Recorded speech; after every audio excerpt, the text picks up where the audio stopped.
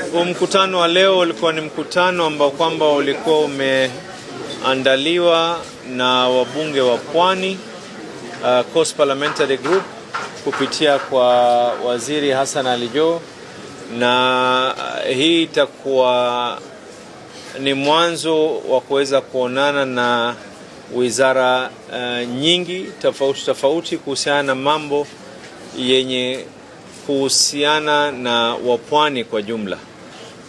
Katika lile ambalo kwamba lilozungumzwa kuna mambo mengi kuhusiana na mambo usalama, mambo ya vita dhidi ya madawa kulevya. Kuna yale ambayo kwamba tunaweza kuyazungumza hapa, kuna yale ambayo kwamba si ya kuzungumzwa hadharani, lakini la muhimu zaidi ambalo nataka kuweka msisitizo nalo ni kuhusiana na mambo ya kuregister watu wetu wawe na identity cards.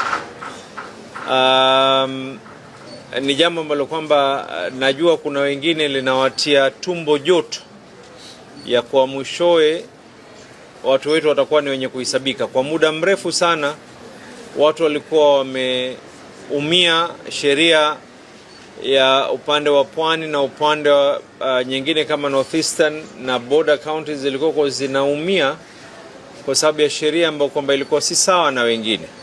Sasa tunaona kwa tunajaa mitaani, tunajaa katika barabara, lakini kujaa kwetu halijazi kapu la kura wala kapu la maendeleo ikiwa hatuwezi kuhesabika.